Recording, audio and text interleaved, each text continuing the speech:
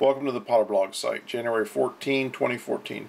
FEMA is seeking the biomedical disposal capability to support 1,000 tent hospitals.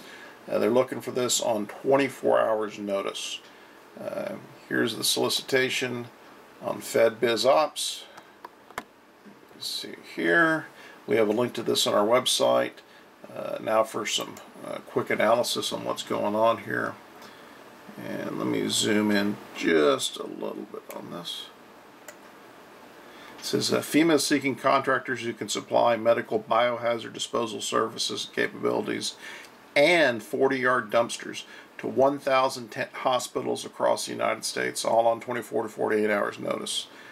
Based on this and other previous insane BizOp orders from FEMA, it's pretty obvious they're spooling up for a deployment of the National Disaster Medical System to respond to some sort of national catastrophe.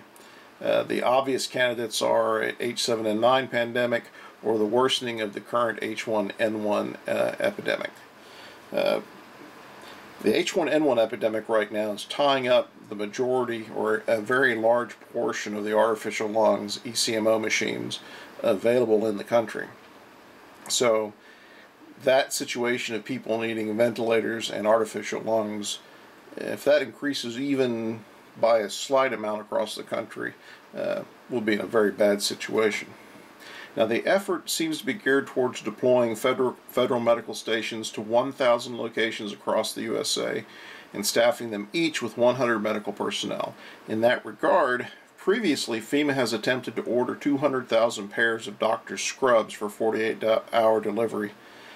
Basically 200 pairs per tent hospital. This is winter and summer scrubs. Not surprisingly, the industry informed FEMA it wasn't possible.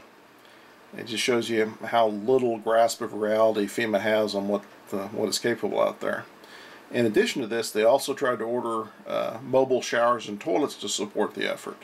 The contractors once again told FEMA this was not something they could support. They couldn't support this quote-unquote Armageddon scenario. Again, we have links to this. At least this time, FEMA seems to have learned something, because it's first asking for a capability assessment before putting out an unsupportable purchase order.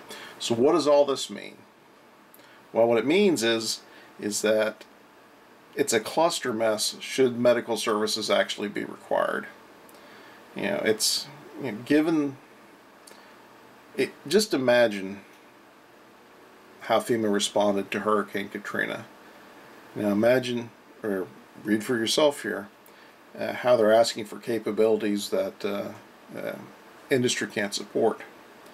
Now, picture them trying to set up 1,000 tent hospitals across the United States with the same alacrity as they handled Hurricane Katrina, and it's an obvious cluster mess waiting to happen.